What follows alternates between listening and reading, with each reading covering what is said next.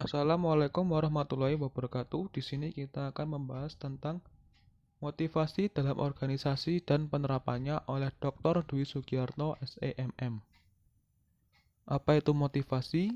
Ditinjau dari etimologinya, motivasi berasal dari kata Latin motivus atau motum, yang berarti menggerakkan atau memindahkan. Dari asal-usul kata ini, Lawrence Bagus dalam Kamus Filsafat mengartikan motivasi atau motif sebagai dorongan sadar dari suatu tindakan untuk merumuskan kebutuhan-kebutuhan tertentu manusia. Motivasi memainkan peranan penting dalam menilai tindakan manusia, karena pada motif-motif itulah terkandung arti subjektif dari tindakan tertentu bagi orang tertentu. Kemudian motivasi dapat diartikan sebagai kekuatan atau energi seseorang yang dapat menimbulkan tingkat resistensi dan antusiasmenya dalam melaksanakan suatu kegiatan, baik yang bersumber dari dalam diri individu itu sendiri atau motivasi intrinsik, maupun dari luar individu atau motivasi ekstrinsik. Kemudian motif, suatu kondisi yang menyebabkan atau menimbulkan perilaku tertentu dan yang memberi arah dan ketahanan pada tingkah laku tersebut. Alan Ralston termotivasi untuk terus bertahan hidup, memotong lengannya untuk membebaskan diri dari batu yang menjepitnya pada saat panjat tebing.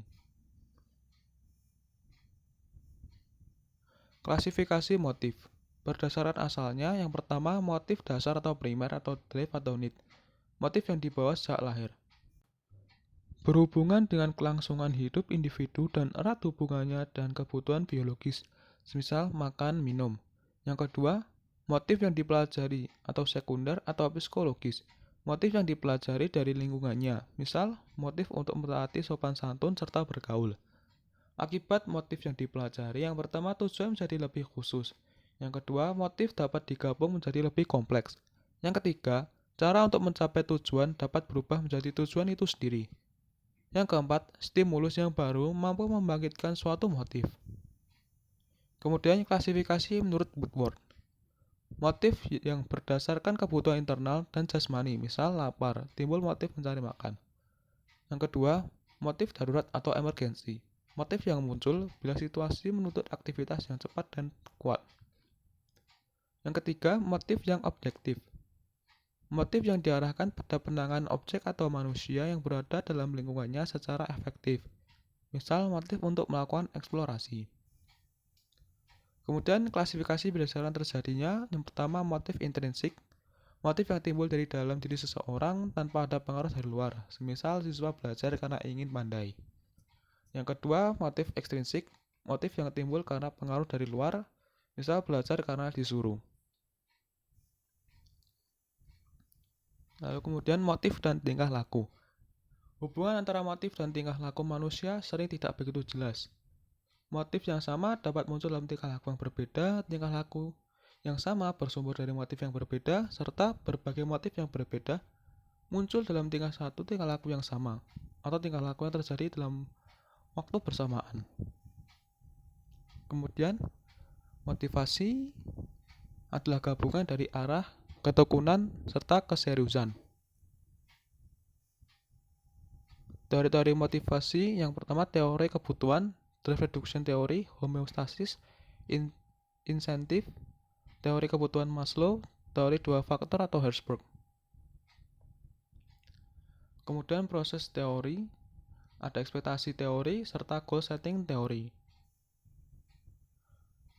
Teori motivasi ada teori hierarki, teori ERG, teori kesehatan, motivator atau dua faktor, teori motivasi X dan Y, teori motivasi kebutuhan, teori harapan, teori penetapan tujuan atau goal setting teori, serta teori Edward. Kemudian teori ada biological teori yang terdiri dari insting, drive reduction, serta arousal.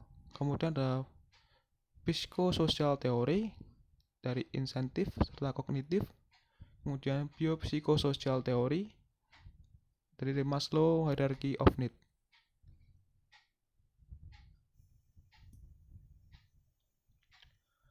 Teori psikologi insting dan evolusi. Insting atau naluri adalah perilaku kompleks yang mempunyai pola tetap pada seluruh spesies yang berbeda dan tidak dipelajari. menurut Tinbergen tahun 1951. Kemudian drive reduction theory. Siklus ini dimulai dari homeostasis atau a state of biological equilibrium, kemudian berlanjut ke biological need seperti makanan dan air, kemudian drive internal state of tension, kemudian terus berlanjut hingga kembali lagi ke homeostasis.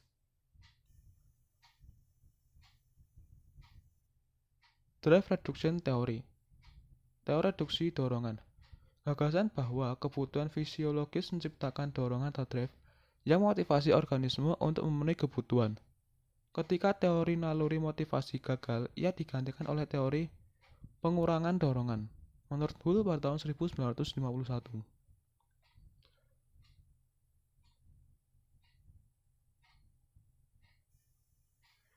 Kemudian arousal teori atau teori garia.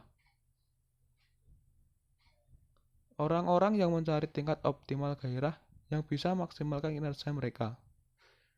Ini level gairah hingga mencapai titik optimum atau optimal, mereka akan lama-lama menurun.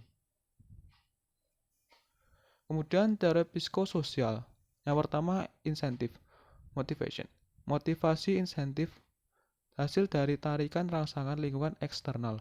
Yang kedua, kognitif, motivation. Motivasi kognitif dipengaruhi oleh atribusi dan harapan. Where our needs pass, insentif, positive or negative stimuli pull us in reducing our drive. Di mana kebutuhan kita dorong, insentif, rangsangan positif atau negatif, menarik kita dalam mengurangi drive kita.